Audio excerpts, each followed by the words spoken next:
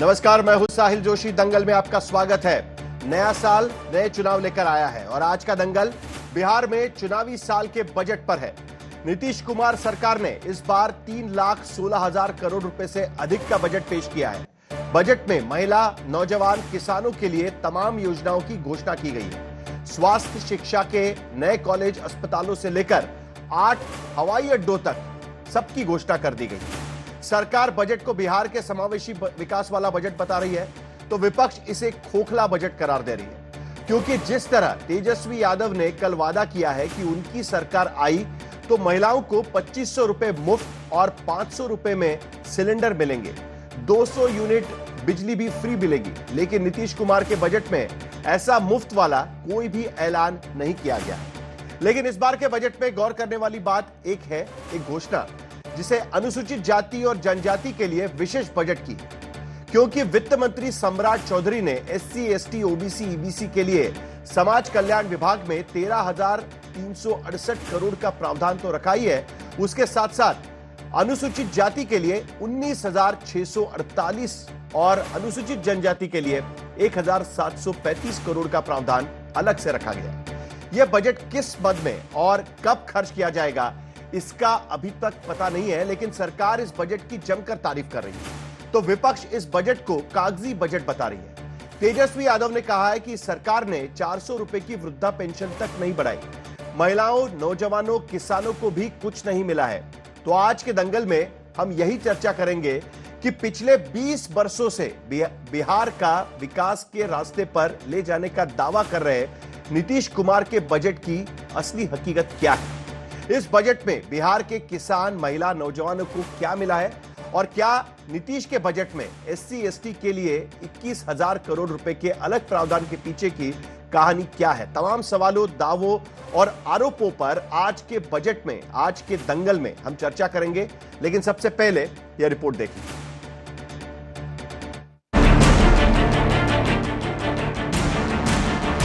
आदरणीय प्रधानमंत्री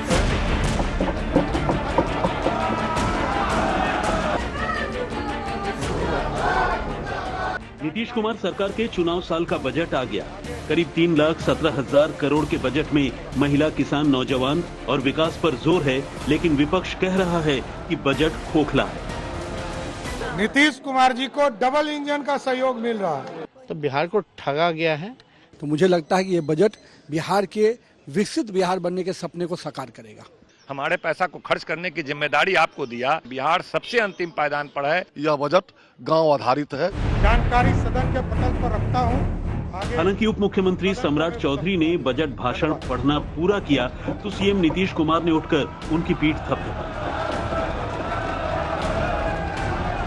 लेकिन चुनावी साल के बजट में जिन 3 वोट बैंक पर सियासी दलों की सबसे ज्यादा नजर रहती है, उनमें महिला, किसान और नौजवानों पर नीतीश कुमार सरकार भी मेहरबान दिखती है।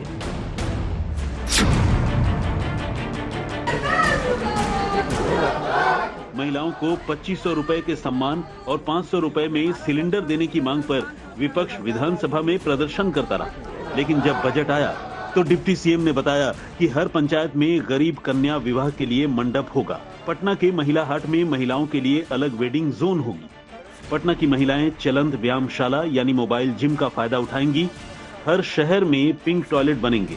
प्रमुख शहरों में कामकाजी महिलाओं के लिए हॉस्टल बनेगा। प्रमुख शहरों में महिलाओं के लिए पिंक सरकारी बस चलेंगी।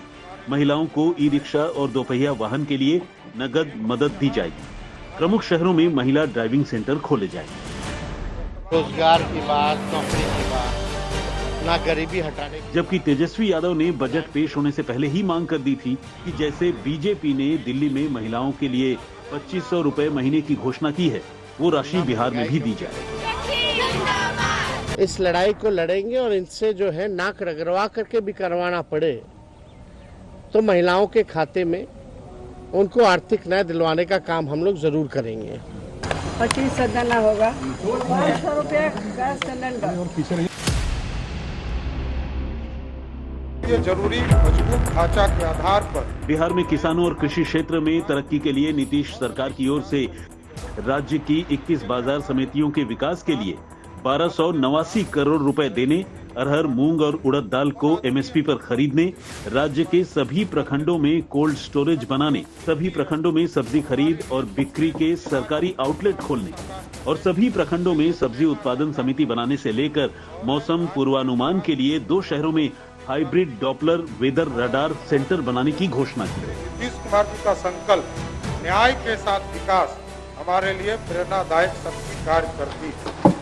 अब बिहार चाहे कूद के प्रधानमंत्री आए, मोस्ट वेलकम प्रधानमंत्री जी। आप 300 दिन क्या 365 दिन अब मखाना खाइएगा।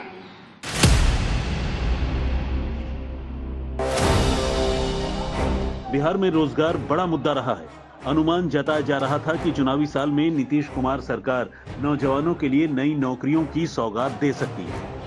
बजट में विद्यार्थियों और नौजवानों के लिए कहा गया है कि रोजगार की चाहत में दूसरे शहरों में जाने वाले बिहारी नौजवानों के लिए बड़े शहरों में माइग्रेशन काउंसलिंग सेंटर खोले जाएंगे। इसके अलावा जिन 358 प्रखंडों में सरकारी कॉलेज नहीं है, वहां सरकारी या निजी कॉलेज खुलेंगे। इसके अलावा SC, ST, OBC और EBC के विद्यार्थियों की 10वीं तक की छात्रवृत्ति दोगुनी की जाएगी। SC, ST आबादी वाले 40 प्रखंडों में आवासीय विद्यालय बनेंगे, साथ ही हर प्रखंड में आउटडोर स्टेडियम भी बनेंगे। जबकि विपक्ष की ओर से लगातार मांग की जा रही है कि सरकारी नौकरियों में 65% आरक्षण की सीमा लागू करने का प्रस्ताव फिर से पास किया जाए। आज तक ब्यूरो। तो बिहार का चुनावी बजट माना जा रहा था, लेकिन इस बार का बजट में फर्क यह है कि पिछले 2 लोक विधानसभा चुनाव में हमने जिस तरीके से देखा कि लाडली बहनाओं के लिए सीधे डायरेक्ट ट्रांसफर की स्कीम्स डिक्लेयर की गई थी। 1500 रुपया महाराष्ट्र में दिया गया था। दिल्ली में भी इसी तरीके के वादे किए गए थे। 2100 रुपए का वादा दिल्ली में अभी तक पूरा नहीं हुआ है, लेकिन बिहार में फिलहाल इस तरीके का कोई भी वादा नहीं किया गया है। कम से कम बजट में इस तरीके का कोई प्रावधान फिलहाल नजर नहीं आता, लेकिन उसके साथ साथ बाकी कई योजनाओं की घोषणा की गई है। लेकिन क्या सचमुच में बिहार के पास, सरकार के पास इतना पैसा है कि बाकी चीजों को लेकर जो आवंटन किया गया है वो उतना खर्चा कर पाएगी या नहीं कर पाएगी? बिहार की राजनीति इस बजट से कहां जाती है, इन सारे मुद्दों पर हम चर्चा करेंगे। हमारे साथ में डॉक्टर अजय आलोक जुड़ रहे हैं भारतीय जनता पार्टी की तरफ से, डॉक्टर नवल किशोर आरजेडी के प्रवक्ता इस पूरी चर्चा में आरजेडी की भूमिका रखेंगे, राजीव रंजन जनता दल यूनाइटेड की भूमिका इस पूरे चर्चा में रखेंगे और उसके साथ साथ अंशुल अभिजीत कांग्रेस की तरफ से भी इस चर्चा में शामिल होने जा रहे हैं।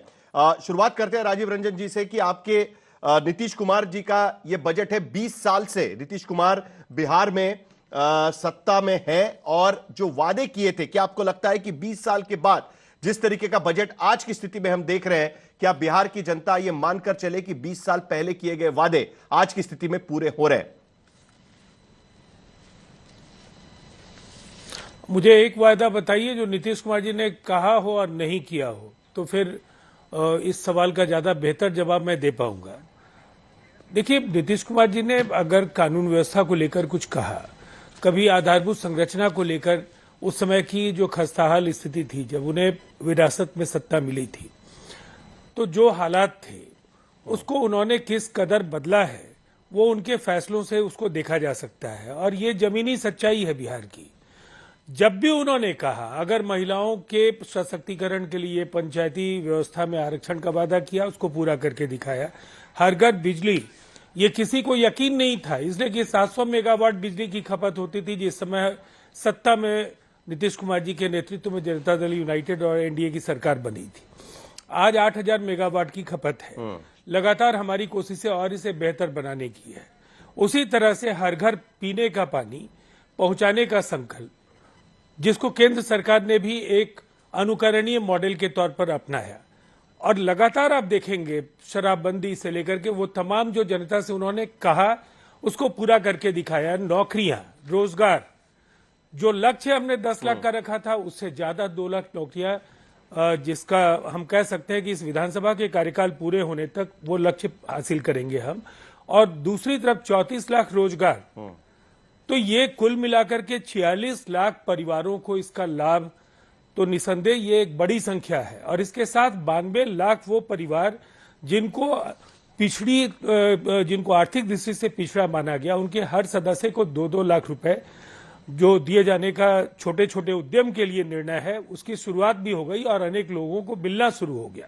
देखिए, अब ताजा बजट जो ठीक है। एम्पावरमेंट को लेकर के उनकी कोशिशें थी, जो विकास को लेकर के एक 5 बड़ी संतुलन बातें उन्हें बता दीजिएगा साधना था, राजीव रंजन जी। इस बजट में एक बार फिर नीतीश मॉडल की सोच है। देखिए, सबसे पहली बात तो यह है कि विकास को लेकर बिहार के शिक्षा के मद में लगभग 20% का आवंटन है। ये 60,000 करोड़ रुपए है। और आप इसको इसी तरह से समझ सकते हैं कि जब हम सत्ता में आए थे तो 23,885 रुपए का कुल बजट का आकार था बिहार का, उसे 2.5 गुना केवल शिक्षा के बजट में आज ये 20 वर्षों के सफर में हम लोगों ने पहुंचाया है इसको। स्वास्थ्य को लेकर के अगर आप देखें तो 20,000 करोड़ रुपए से ज्यादा का ये बजटीय प्रावधान है। इसके साथ ही ऊर्जा के क्षेत्र में 13,000 करोड़ रुपए से ज्यादा का बजटीय प्रावधान। ग्रामीण कार्य में भी 15 से 16,000, जो चूंकि आपके स्क्रॉल्स पर सब कुछ आ रहा है, मैं उसको दोहराना नहीं चाहता हूं, लेकिन आपने 5 बातें कही तो मैं इतना कहूंगा कि चाहे वो महिलाओं का सशक्तिकरण, चाहे वो पिछड़े वर्गों का, अति पिछड़े वर्गों का, समाज के तमाम कमजोर वर्गों का सशक्तिकरण और साथ में राज्य का विकास, ये सब कुछ निहित है इस परिकल्पना और इस अवधारणा में, और निसंदेह इसके नतीजे बेहतर होंगे। ठीक है। डॉक्टर अजय आलोक जी, 2020 के चुनाव में एक गाना बड़ा फेमस हुआ था, बिहार में काबा। तो आपसे यही पूछना है कि इस बजट पे काबा, उसके बाद आरजेडी के पास चलेंगे आप। देखिए साहिल जी, सबसे बड़ी बात है कि बजट में काबा वो इम्पोर्टेंट नहीं है। बजट तो 22-23,000 करोड़ का, जैसे राजीव जी ने बताया, लालू जी के भी समय में होता था। लेकिन 2004 में काश वो 23,000, 2003 में वो 22,000 जमीन पे उतर जाते तो बिहार की शक्ल सूरत कुछ और होती। कागज पे काम होते थे, 23,000 में सिर्फ 15,000 करोड़ कहीं और चले जाते थे। बिहार में एक ही उद्योग था 2005 के पहले, अपहरण उद्योग, और कारोबार एक ही चलता था, घोटालों का कारोबार। आज 5 से लेके अभी तक के बजट में बस अंतर इतना है कि जितना भी बजट आकार बढ़ते गया, चाहे 23,000 करोड़ से वो बढ़ के आज 3,17,000 करोड़ का हो गया हो, ये पैसे धरती पे उतरते हैं, ये आम जनता के काम में आते हैं। बिहार इस देश का पहला राज्य बना जहां हर घर बिजली गई, जिसको केंद्र ने अपनाया। बिहार इस देश का पहला राज्य बना जहां हर घर नल का पानी योजना शुरू हुई, इसको केंद्र ने अपनाया। बिहार आज पहला देश का राज्य है जो पिछले 10 वर्षों से लगातार मोर देन 10% जीएसडीपी के रेट से प्रोग्रेस कर रहा है। आज की तारीख में तो मुझे आश्चर्य लगता है जब नेता प्रतिपक्ष होकर कहते हैं कि ये बजट ढकोसला है, रेवेन्यू कहाँ है बिहार के पास। मतलब जो व्यक्ति 17 महीने बिहार में डिप्टी सीएम रह चुका हो, उसको ये पता नहीं कि बिहार का रेवेन्यू कहाँ है। 3,17,000 करोड़ का बजट ऐसी हवाई बना के दे दिया। जानते हैं देश की किस्मत और बिहार की किस्मत बहुत खराब है साहिल जी। ऐसे ऐसे नेता विपक्ष है ना जिनको बेसिक जानकारी नहीं है और कुछ भी बयान देते हैं। 3,17,000 करोड़ में अजय आलोक जी एक बात बताइए, एक चीज जो है बार बार सवाल उठ रहा है मन में, वो इस बात का सवाल उठ रहा है कि महाराष्ट्र जैसे राज्य में 2.5 करोड़ महिलाओं को 1,500 रुपए बांटे गए। दिल्ली जैसे राज्य में उसकी घोषणा की गई, जो दरअसल शहरी विभाग है, उसके बावजूद भी वहां पर घोषणा की गई कि 2100 रुपए हम दिए जाएंगे। बिहार में क्यों नहीं किया? बिहार में क्यों नहीं किया? वो मुझे समझ में नहीं आ रहा है कि क्या है ऐसा। बस मैं जान रहा था ये आप मुझसे पूछेंगे।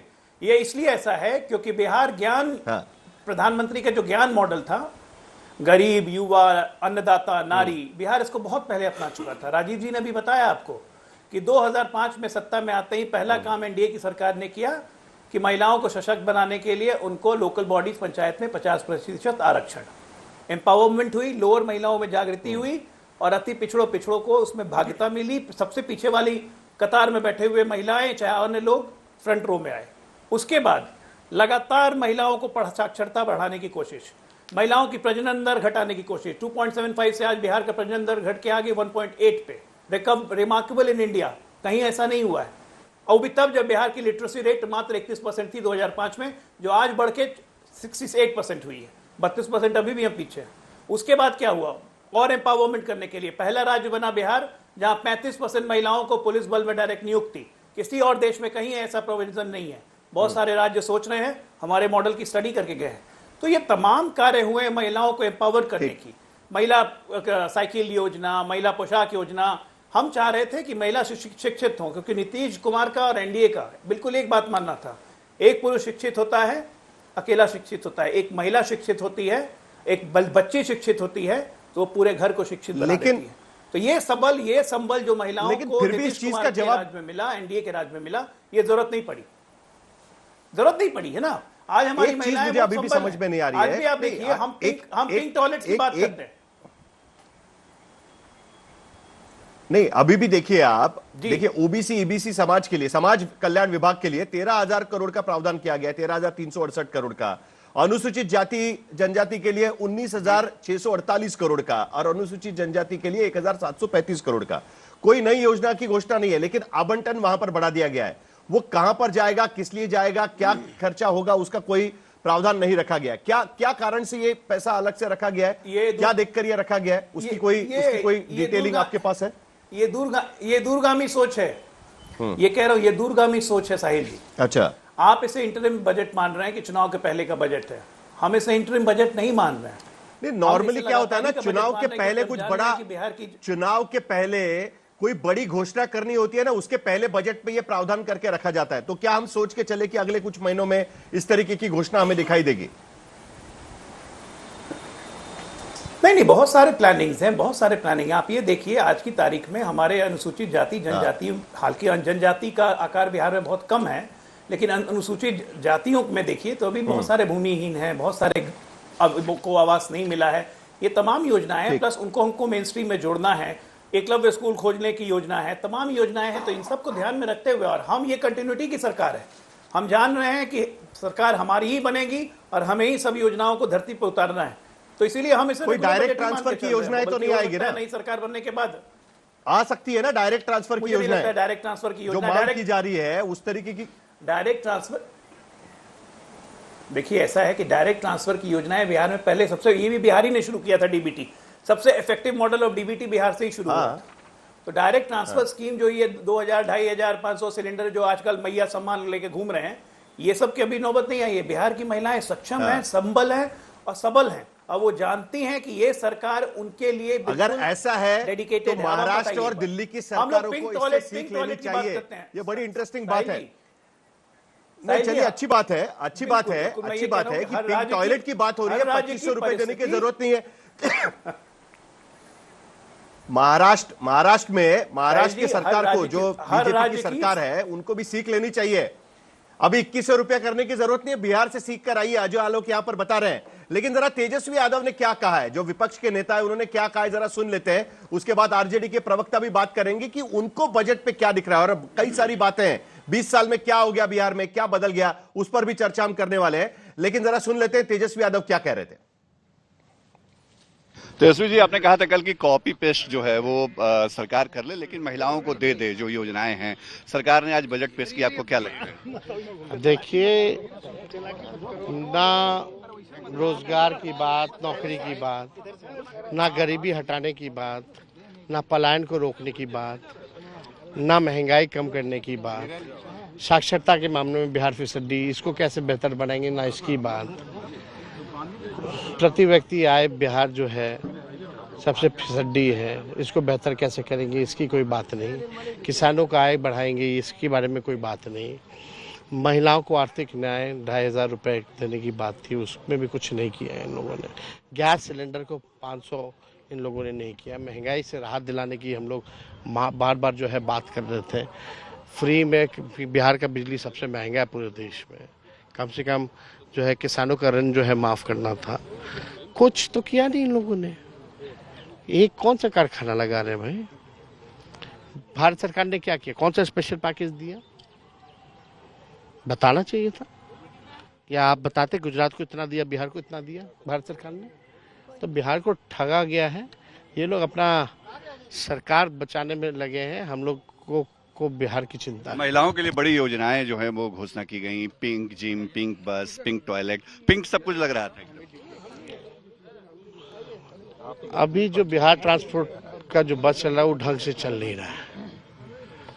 ये सब हवाई बात है। 7 निश्चय का क्या हुआ? 7 निश्चय 2 का क्या हुआ?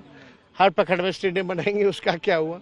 बोलने के लिए तो कुछ भी बोल देना। नीतीश कुमार ने गले लगा लिया, ठोका पीठ ठोका, को लगा पैर ना छू दे, अच्छा हुआ गले लगाया। नवल किशोर जी, 2005 में आपकी पार्टी ने जब बिहार सौंपा था तब बिहार की स्थिति बहुत ही खराब थी। अगर हम नंबर देखें तो उस वक्त का जीएसडीपी जो है 2.9% के ऊपर नहीं जा रहा था, 34% से ऊपर से बढ़ता नहीं था। लेकिन आगे आगे धीरे धीरे बिहार आगे बढ़ने लगे और अब आपको बजट में खामियां नजर आ रही है। आप कह रहे हैं कि भाई किसानों की आमदनी के लिए कुछ नहीं किया जा रहा है, बाकी चीजें कुछ नहीं की जा रही है। आपकी क्या समस्या है बजट को लेकर? आपको नहीं लगता कि ये चुनावी बजट नहीं है, चुनाव जो भी चाहिए था वो सब कुछ उसमें नहीं है? आपकी भूमिका क्या है? देखिए साहिल जी, बिल्कुल नीतीश कुमार जी या भारतीय जनता पार्टी जी जब कहीं भी जहां कहीं भी बोलते हैं वो बोलते हैं कि 2005 से पहले कुछ नहीं हुआ था। चलिए हम आपकी बात अगर मान भी लेते हैं तो ये 20 साल में क्या हुआ उसका हिसाब देना चाहिए ना, तो उसका हिसाब देना चाहिए। ये 65% महिलाएं अनियमित कैसे हो गई? आप तो कहते हैं कि महिलाओं के लिए आपने बहुत काम किया, नीतीश कुमार जी दृष्टिवान और विकास पुरुष हैं, तो ये महिलाएं 65% उन्हीं का रिपोर्ट है, सरकारी रिपोर्ट, अनियमित कैसे हो गई? बच्चे बौनापन के शिकार पीड़ित पैदा कैसे हो रहे हैं ये बताना चाहिए। आज तक जो वृद्धा पेंशन 400 है उसको क्यों नहीं बढ़ाया गया? महिलाएं जो अनेक तरह से समस्याओं से जूझ रही हैं, जो 92 लाख परिवार जो है जिसको चिन्हित किया गया उसको आगे बढ़ाने के लिए 2-2 लाख की बात की गई थी, उसकी बात कहां हुई है? आप कह रहे हैं कि नौकरी और रोजगार में, तो आप बोल रहे थे कि नौकरी रोजगार तो हो ही नहीं रहा है, हो ही नहीं सकता है बिहार में क्योंकि लैंडलॉक्ड स्टेट है। 10 लाख नौकरी जब हमने कहा तो आप कह रहे थे ये आपने नौकरी की बात नहीं की, रोजगार की बात नहीं की, निवेश की बात नहीं की, पलायन रोकने की बात नहीं की, कहिए शिक्षा पे कहें कि हमने सबसे ज्यादा खर्च करने का दिया है। आप बताइए कि 20 साल में, पिछले 20 साल में आपने शिक्षा में क्या किया है? आज भी विश्वविद्यालय में जाकर पता कीजिए तो 4 महीना से प्रोफेसर को तनख्वाह नहीं मिल रही है। आप बताइए कि जिस विश्वविद्यालय में तनख्वाह नहीं मिले वहां पर क्या पढ़ाई होगा?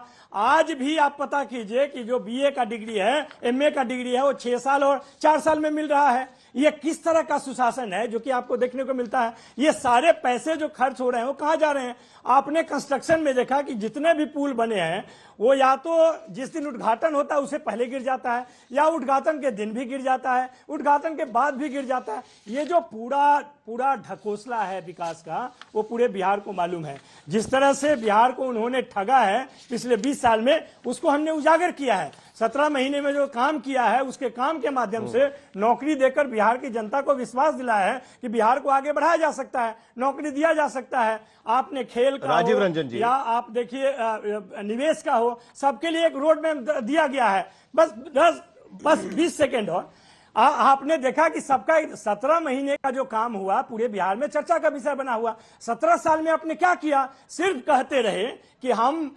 जो हमें मिला था वो बहुत कम मिला था, वो जंगल राज था। आप 20 साल से या तो दंगा राज नहीं तो जुमला राज के सहारे बिहार को ठग रहे हैं और आज जब मौका आया कुछ करने का तो आपने महिलाओं को 2500 रुपया देने से भी मना कर दिया। आप कह रहे हैं कि दिल्ली और महाराष्ट्र से हमारी महिलाएं आगे हैं। इससे बड़ा झूठ, इससे बड़ा हास्यास्पद समझ कुछ नहीं हो सकता है। ये दिखाता है कि कितने राजीव रंजन जी और कितने राजीव रंजन जी शासन चल रहा है बिहार। इसमें एक सवाल मैं ऐड कर देता हूं। देखिए 2005 में सबसे बड़ा आपका चुनावी वादा यह था कि नीतीश कुमार जी का सबसे बड़ा चुनावी वादा यह था कि अब इसके बाद बिहार के नौजवानों को माइग्रेट नहीं होना पड़ेगा किसी और राज्य में। आज की स्थिति में रिपोर्ट अभी भी यह कहता है कि बिहार के जीएसडीपी में 35% हिस्सा, 30 से 35% हिस्सा ये माइग्रेंट्स का है और इसी के वजह से आज 20 साल के बाद आप माइग्रेशन के जो हुए हैं उनके काउंसलिंग सेंटर्स खोल रहे हैं। जिस तरीके से एम्बेसीज खोली जाती है भारत की, उसी तरीके से काउंसलिंग सेंटर्स खोलने की बात आप कर रहे हैं। और उसके साथ साथ जो भी नवल किशोर जी कह रहे थे उसका भी जवाब दे दीजिए। देखिए साहिल जी, सबसे पहले पलायन को लेकर के प्रधानमंत्री आर्थिक विकास परिषद की जो रिपोर्ट है एक बार आरजेडी के नेताओं को पढ़ लेनी चाहिए। जिन 5 राज्यों में सबसे ज्यादा पलायन हो रहे थे, अरे आपने कोरोना के समय बिहार स्किल मैपिंग कराएंगे, सबसे जो इनके, अरे भाई अरे सुन लीजिए, अब मछली बाजार ऐसे नवल किशोर जी पहले सुन लीजिए, आपकी बात सुनी ना, उनकी बात भी सुन लीजिए। बोलिए राजीव रंजन जी, बोलिए राजीव रंजन जी। देखिए तो उस रिपोर्ट में बंगाल और राजस्थान में पलायन ज्यादा हो रहे हैं, इसकी पुष्टि की बिहार में 12% की गिरावट आई है। इन आंकड़ों से बिल्कुल स्पष्ट है कि बिहार में रोजगार के अवसर बढ़े और जिन नौकरियों को लेकर या जिस तरह की बातें ये कह रहे हैं मैं तो इतना कहूंगा कि ये तो सरकारी नौकरियां हैं जो 10 लाख के आसपास अब तक 9,35,000 दिए गए हैं, ये सरकारी नौकरियां हैं। और जो 24 लाख रोजगार हैं, इनको किसी भी तरीके से इन आंकड़ों पर सवाल खड़े करने से बेहतर है कि आप हमारा जो लक्ष्य है 12 लाख और 34 लाख वो पूरा हो जाने दीजिए। निसंदेह आपको बिहार की जनता जवाब दे देगी चुनाव में कि केवल लोगों को गुमराह करने की प्रवृत्ति से आप लोगों का दिल नहीं जीत पाएंगे। दूसरी बात, आपने माइग्रेशन काउंसिल की बात की। सवाल देखिए नहीं मुझे 30 सेकंड दे दीजिए। नहीं मुझे 30 सेकंड दे दीजिए साहिल जी। चलिए 30 सेकंड बोलिए। आपको एक बात बोलिए राजीव रंजन जी, खत्म करिए। बिहार और उत्तर प्रदेश ऐसे राज्य हैं जहां पिछले 250-300 वर्षों से पलायन होते रहे हैं। ये आजादी के बाद की तस्वीर नहीं है। Trinidad Tobago, Mauritius, Fiji, Guyana, ये जितने देश हैं और ऐसे अनेक देश जो कैरेबियन सी में हो या पैसिफिक ओशन में हो, जहां लगातार पलायन बिहार से हुआ और उन्होंने अपने मेहनत से उन देशों की तकदीर भी बदली। ये भी इतिहास गवाह है। माइग्रेशन काउंसिल जो अवसर की तलाश में लोग जाना चाहेंगे, लेकिन यहाँ जिनके लिए अवसर है, जो यहाँ तो इंतजार कर रहे हैं बिहार की तस्वीर कब बदलेगी। माइग्रेशन काउंसिल उनको अनावश्यक भटकने वेस्ट इंडीज की तस्वीर बदल के क्या फायदा। बिहार की तस्वीर बदल गई है। ठीक है, सवाल देखिए, बिहार की तस्वीर तो बदल गई है। नवल किशोर जी, ये नवल किशोर जी, जिनको नहीं समझ में आ रही है, उनको जनता बार बार ठुकराती है, ये समझ नहीं पा रहे हैं।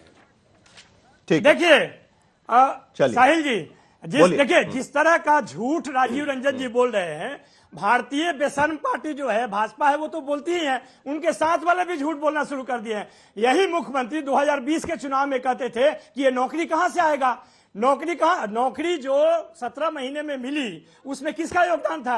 जो 3.5 लाख नौकरियां प्रक्रियाधीन थी, जब वो छोड़कर भाजपा में चले गए, भाग गए, वो 3.5 लाख नौकरी कब दिए और कहां दिए। रोजगार की बात करते हैं, भाजपा भी बोली थी कि 19 लाख रोजगार देंगे हम, कहां दिया वो रोजगार बताइए। ये जो 10 लाख में 5 लाख नौकरियां मिला, उसको आपने 20 साल से क्यों रोका था। 20 साल से क्यों रोक के रखा था। जवाब दीजिए इसका। जवाब इसका बनता है कि आज भी बिहार के विश्वविद्यालय में बीए का डिग्री और एमए का डिग्री डबल टाइम में क्यों मिलता है, इसका जवाब दीजिए। आप जवाब दीजिए कि शिक्षकों को, प्रोफेसर को आज भी तनख्वाह 4-4 महीने तक क्यों नहीं मिलती है। जवाब इसका दीजिए ना। 3 लाख करोड़ का बजट है और यहाँ पर तनख्वाह नहीं दे पाते हैं। कितना नीचे गिरिएगा, कितना नीचे गिरिएगा राजीव रंजन जी। ये सरकार गिरी हुई मानसिकता का सर्वोत्तम और निष्कृष्ट। आपके तो परिवार ऐसे हैं कि उनको पता ही नहीं है कि वो कौन है। आप बताइए, आपके परिवार के लोगों को आकर बोलना पड़ता है। जदयू वाले तो बचा भी नहीं पा रहे हैं अपने पार्टी को, इतना डर गए हैं। आप परिवार की बात करते हैं। परिवार तो है ही, परिवार भारतीय। एक जरा नंबर्स हम दिखा देते हैं, सबसे महत्वपूर्ण है। आज की स्थिति में बिहार की स्थिति क्या है, 20 साल में क्या स्थिति बदली है, वो भी जरा हम दिखा देते हैं। जरा फुल फ्रेम ग्राफिक्स चलाइए ताकि लोगों को भी समझ में आ जाए कि भाई आखिरकार स्थिति क्या है। उसके बाद उसके साथ फिर अंशुल अभिजीत के पास भी चलेंगे कि बिहार में आज की स्थिति में जिस तरीके से वादा किया गया है कि अगर हम मुकाबला करें तमिलनाडु के मुकाबले, बिहार के विकास की गाथा क्या कहती है। तो 2011-12 के मुकाबले अगर हम देखें तो बिहार का जीएसडीपी तमिलनाडु के मुकाबले 34% कम था, आज 32% कम है। गुजरात के मुकाबले 43% छोटा था, आज 35% छोटा है। कर्नाटक के मुकाबले 41% छोटा था, आज 33% कम है। यानी बढ़ोतरी तो हुई है, हम देख सकते हैं, लेकिन इन राज्यों के मुकाबले बिहार अभी भी काफी संख्या में पिछड़ा है। 5,028 रुपए प्रति व्यक्ति, यानी पर कैपिटा इनकम जो कहते हैं, पर माह इनकम वो है। स्टेट जीडीपी 34% प्रवासी बिहारियों की वजह से वहां पर मिल रहा है। खेतीहर मजदूर 2017 में 1.25 प्रतिशत थे। देश की औद्योगिक इकाइयों में बिहार सिर्फ 1.32%, उनका हिस्सा उतना ही है। और 2021 में विदेशी निवेश का सिर्फ 0.29% हिस्सा विदेशी निवेश का बिहार में आ पाया है। 2024 में अगर हम एनएसडीपी प्रति व्यक्ति आय अगर हम देखें तो 60,000 के ऊपर वो आय नहीं जा पा रही है। अंशुल अभिजीत, क्या आज की स्थिति में भी हम कह सकते हैं कि बिहार प्रोग्रेस कर रहा है? पिछले आंकड़ों के मुकाबले बिहार के आंकड़े सुधर रहे हैं, लेकिन इज इट इनफ? क्या ये काफी है? क्या आपको लगता है कि अभी भी 20 साल में जो उम्मीद थी उसके मुताबिक नहीं हो पाया? आपकी भूमिका क्या रहेगी? नहीं साहिल जी, सबसे पहले तो बहुत बहुत मुबारकबाद जो आपने बिहार की आर्थिक दुर्दशा पे एक पूरा प्रोग्राम किया। मतलब बड़े साहस से ऐसे एंकर करते नहीं है ज्यादा तौर पर इतनी तबाही है, इतनी बर्बादी है, उस पे आपने तवज्जो दिया, बहुत बहुत शुक्रिया। ये सब लोगों को अवगत कराने की जरूरत है कि वहां पर आखिर हो क्या रहा है, कैसा आलम है और कैसे बिहार बिगड़ता जा रहा है। देखिए, बजट एक आज पैक निकला है, बजट ऐलान होता है, बजट घोषणा होती है, बजट अंजाम नहीं होता, मुकम्मल नहीं होता। उदाहरण के लिए मैं एक बात कह देता हूं, पिछले साल बजट, आम बजट में प्रधानमंत्री ने, वित्त मंत्री ने बड़े बड़े शब्द में आखिर स्वीकार तो किया कि यहां पर बेरोजगारी की समस्या है। इतने 10 साल बाद कहा कि यहां पर बेरोजगारी, उत्पादन हो नहीं रहा इसलिए बेरोजगारी है, और कुछ कुछ नीतियां बनाई। नीतियां का क्या हुआ, कितने लोगों को रोजगार मिला, उस पे व्हाइट पेपर आया नहीं आया, स्किलिंग हुई नहीं हुई, कुछ को किसी को कुछ पता नहीं। तो आप आवंटन तो कर दीजिए, यहां पर घोषणा कर दीजिए कि हम 60,000 करोड़ दे रहे हैं, स्वास्थ्य को हम दे रहे हैं 25,000 करोड़, मतलब शिक्षा को 25,000 करोड़ दे रहे हैं, स्वास्थ्य को और फिर ग्रामीण विकास को। लेकिन अंजाम क्या होगा? वही अंजाम होगा जैसे 20 पुल बजट के बाद पिछले साल गंगा में, गंडक में, सोन में बह गए, ढल गए, बर्बाद हो गए 20 पुल। अगर ये भ्रष्टाचार और ये एक तरह से घूसखोरी का प्रतीक नहीं है तो और क्या है? क्या हो रहा है बिहार में?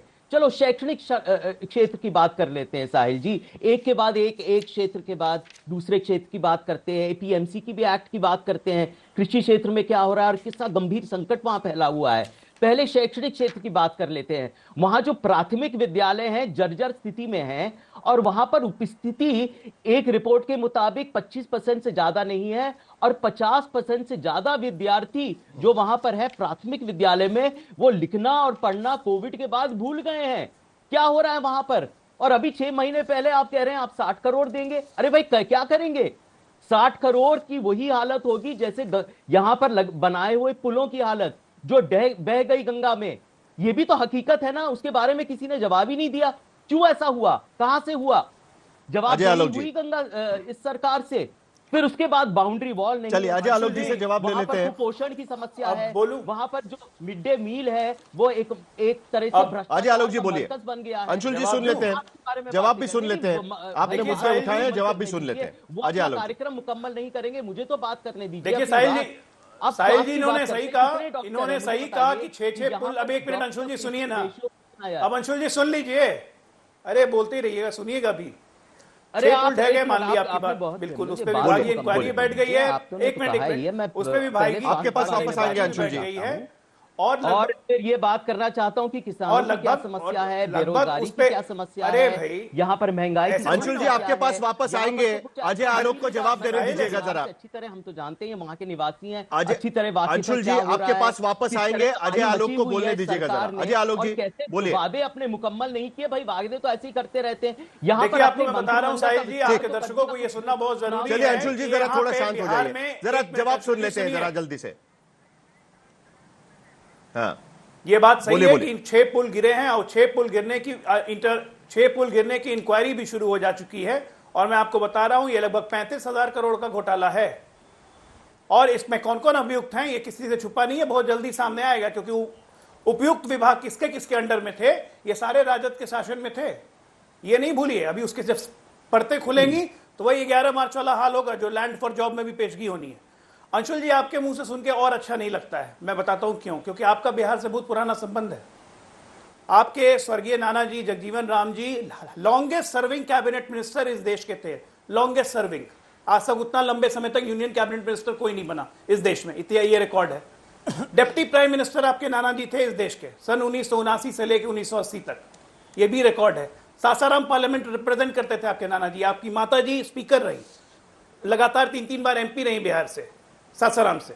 क्या डेवलपमेंट कर लिया आप लोगों ने? आज 20 साल को आप दोष दे रहे हैं, जब 20 साल में आंकड़े आपके सामने दिख रहे हैं कि कहां से कहां गया। आपने क्या किया? आपकी जिम्मेदारी नहीं थी? अरे अंशुल जी वो बात तो छोड़िए, आपके नाना जी की बता दो आलोक जी, जिम्मेदारी थी, हमने ऑटोबायोग्राफी मैंने पढ़ी है। पावर में है, आपके पास शक्ति है। अजय जी मेरे परिवार का आपने हम तो कर ही रहे हैं, हमारी जिम्मेदारी के लिए धन्यवाद। हमारी जो भी उपलब्धि है, हमारी उपलब्धि जो भी है वो सामने दिख रही है, वो आपके साहिल जी आप दिखा रहे हैं उसको। आपके पास हमारी 20 साल की उपलब्धि को आप सामने दिखा रहे हैं, लेकिन पिछले 70 साल की बदहाली को भी दिखाना आपका काम है। हम बिहार को कब्र से निकाल के लाए हैं, कब्र में घुस गया था बिहार। की बात है कि आप जब 2005 में सत्ता संभाली नीतीश कुमार ने, तो वो कब्र भी बोल रही थी कि उम्मीदों से निकाल रहे हो मुझे, कब कल को मुस्कुराने का मौका मिलेगा कि नहीं। वो कब्र भी यही बोल रही थी। अजय जी मुझे आवाज नहीं आ रही, मुस्कुरा नहीं रहा है, बिहार खिलखिला रहा है। 12,500 पुल पुलियों से ऊपर का निर्माण हो चुका है पिछले 20 वर्षों में।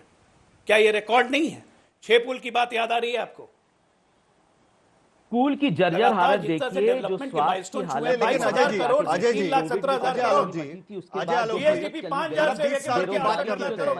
हमने पहले के प्रधानमंत्री की बात की, आपने बाकी सारे मुद्दे रखे। अंशुल जी आते हैं ताकि किसी तरह बिहार से बाहर जाएं। बिहार में जिसके पास संसाधन है वहां रहना नहीं चाहता है। कैसी बात कर रहे हैं? यहाँ पर बर्बाद तो कर दिया है सब, यहाँ पर मिलजुल कर। और यहाँ पर एक देखिए प्रतीक बन गया है ये। मुझे एक सवाल अजय आलोक से पूछना है। हॉस्पिटल प्रवासी बिहारी जो है ना, पैसा लेते रहते हैं। जरा एक मिनट और कुछ नंबर्स रखना बहुत जरूरी है। 20 साल में हम 20 साल का हिसाब तो करेंगे। देखिए 20 साल का हिसाब तो करेंगे, 70 साल का सब लोग, मैं जानता हूं कि बिहार के बारे में एक मिनट अंशुल जी, एक सेकंड कर रहे हैं, लेकिन भाई कोई अंजाम पे तो अंशुल जी जरा एक मिनट आप आवंटन तो कर रहे हैं। जरा एक मिनट 70 साल की बात होगी, उसके साथ साथ 20 साल की भी बात होगी। जरा एक मिनट उनको शांत करिएगा। एक सवाल पूछना बहुत जरूरी है। देखिए मेरे पास एक सोशल इंडाइसेस पे प्रधानमंत्री के इकोनॉमिक एडवाइजरी काउंसिल ने बिहार का नंबर 35 रखा हुआ है 36 स्टेट्स में। उसके साथ साथ यूनियन टेरिटरीज और बाकी सब पकड़ के 35वां नंबर है बिहार का, प्रधानमंत्री के इकोनॉमिक एडवाइजरी काउंसिल ने रखा हुआ है। सोशल प्रोग्रेस इंडेक्स में आज की स्थिति में भी अगर हम देखें तो प्रधानमंत्री की इकोनॉमिक एडवाइजरी काउंसिल कहती है कि बिहार अभी भी 35वें पायदान पर है, 36 यूनियन टेरिटरीज और स्टेट्स पकड़ के। अजय आलोक जी, 20 साल में कम से कम ये तो सुधारना चाहिए था, और ये तो प्रधानमंत्री का इकोनॉमिक एडवाइजरी काउंसिल कह रहा है, ये बाकी और कोई नहीं कह रहा है। 20 साल में क्या इसको लेकर सवाल उठेंगे या नहीं उठेंगे, और आने वाले चुनाव में क्या इन सभी सवालों पर सवाल पूछे जाएंगे या नहीं पूछे जाएंगे? अजय आलोक जी देखिए, सोशल इकोनॉमिक इंडेक्स जो है वो आदमी तब देखता है जब आदमी के जीने की उम्मीद हो जाए, जब आदमी को 2 वक्त का भोजन मिलने लगे, जब आदमी सेफली रहने लगे, तब आता है सोशल इंडाइसेस जो आप बात कर रहे हैं। बिहार को मैंने बोला आपके ओपनिंग स्टेटमेंट में, 2005 में हम कब्र से निकाल के लाए थे, और बिहार बड़ी उम्मीद से हमारी सरकार की तरफ देख रहा था कि कब्र से निकालने तो आए हो, लेकिन क्या हम होठों पे मुस्कान दे पाओगे या नहीं। आज पिछले 20 वर्षों में बिहारी खड़ा हो पाया है। बिहारी एक गाली होती थी 2005 के पहले, दिल्ली या मुंबई में हर जगह वो बिहारी कहते थे। आज किसी की हिम्मत नहीं। आयोग ने हेल्थ परफॉर्मेंस में 18वें पायदान पर रखा है 19 में से। सच्चाई यही है। 2005 तक नीति आयोग के अन्य पायदानों में भी हम बहुत ऊंचे हैं। लगातार झूठ बोलते रहे। पायदानों में हम पीछे हैं। नीति आयोग लगातार आपको फिसड्डी राज कहती रही है। नीति आयोग के पायदानों में यही है कि नीति आयोग 2005 से 2025 का नहीं है। नीति आयोग के इंडाइसेस में एक एक करके बोलिए, सबको बोलने का मौका मिलेगा। 2005 से 2025 में कहां पहुंची?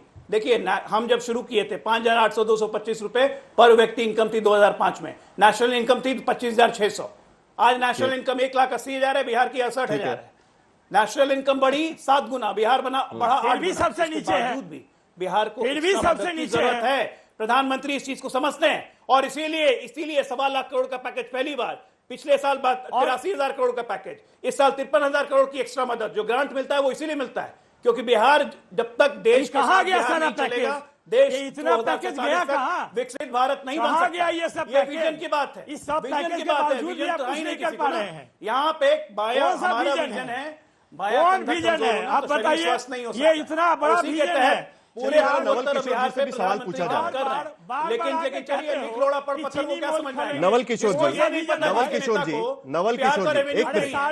एक मिनट, मेरे पास समय खत्म हो रहा है, जल्दी से। क्या बात करनी? जरा एक मिनट नवल किशोर जी से मुझे सवाल पूछना है। बार बार जब बिहार की बात आती है तो लोग याद करते हैं 2005 के पहले का शासन, जहां पर नहीं, एक सेकंड, सही है कि गलत है? नहीं, चलिए वही मुझे उस पर भी आना है। 2005 के पहले के शासन को लेकर सवाल पूछे जाते हैं। नवल किशोर जी, डॉक्टर नवल किशोर, उसके बारे में भी सवाल पूछे जाते हैं कि 2005 तक जो हालत करके रखी उसके बाद वहां से निकलने में काफी समय लग गया, नंबर एक। नंबर दो, आज की स्थिति में हम देख रहे हैं कि जो बिहार के बजट का कैपिटल एक्सपेंडिचर है वो ज्यादातर जो पावर के लिए जो सब्सिडी दी जा रही है उसके लिए खर्चा किया जा रहा है, और उसके ऊपर आप बोझ डालना चाहते हैं कि हम तो 2500 रुपए देंगे। भाई पहले से ही तिजोरी ठीक से काम नहीं कर रही है, हेल्थ से लेकर अलग अलग इंडाइसेस में हम देख रहे हैं कि बिहार की स्थिति ठीक नहीं है, ऊपर से आप 2500 रुपए कहां से लेके आएंगे? आपके वादे भी तो खोखले हैं। आपके पास बिहार का मॉडल क्या है? 2500 रुपए देना और उसके साथ साथ बाकी का चीजें जो आप बता रहे हैं कि भाई 2500 रुपए दीजिए, बाकी का की घोषणा कर दीजिएगा, फ्री सिलेंडर दे दीजिएगा, यही आपका भी विकास का मॉडल रहेगा? क्या आपके पास भी कुछ मॉडल है या सिर्फ नीतीश कुमार या बीजेपी एनडीए की सरकार के खिलाफ जो आप बोल रहे हैं उसके अलावा आपके पास कोई मॉडल नजर नहीं आ रहा है? नवल किशोर जी। हाँ, देखिए साहिल जी, जब यही बात 2020 में तेजस्वी जी कह रहे थे कि 10 लाख नौकरी हम देंगे, तो यही बात तो नीतीश कुमार ही पूछ रहे थे, कहां से लाओगे पैसा? 5 लाख नौकरी उनके साथ रह के दिया गया या नहीं दिया गया? 3.5 लाख नौकरियां प्रक्रियाधीन है कि नहीं है? ये बात तो इच्छा शक्ति की है ना। अगर ये बात है कि नहीं है साधन, तो विशेष दर्जा का मांग करेंगे। नीतीश कुमार जी करते रहे, आखिर चुप क्यों है? आप बोल रहे हैं 2005 के पहले जो बजट आ रहा था वो सरप्लस बजट था, आज डेफिसिट बजट है। आप साहिल जी ये भी बोलिए, 30 सेकंड है। राजीव रंजन जी, नहीं सुन लीजिए, दोनों को शांत करा दीजिएगा, दोनों को शांत कर दीजिएगा। आखिरी 30 सेकंड में राजीव रंजन जी, 20 साल पहले किए हुए वादे, क्या आपको लगता है कि अभी भी माइग्रेशन ये बिहार की सच्चाई है? अभी भी जिस तरीके के नंबर्स हम यहां पर देख रहे हैं, नीति आयोग के नंबर्स हो या प्रधानमंत्री के इकोनॉमिक एडवाइजरी काउंसिल के, उसके मुकाबले बिहार अभी भी पिछड़ा है? क्या आपको अभी भी लगता है कि ये काफी है आपको चुनाव जितवाने में, या आपका सोशल स्ट्रक्चर ठीक ठाक है जिसकी वजह से आप आराम से चुनाव वहां पर जीत सके? राजीव रंजन से आखिरी 30 सेकंड है मेरे पास। ये अच्छा है कि आपके स्टूडियो में बिहार के विकास के मार्ग में जो दो बड़े खलनायक पार्टियां हैं वो दोनों आपके साथ हैं।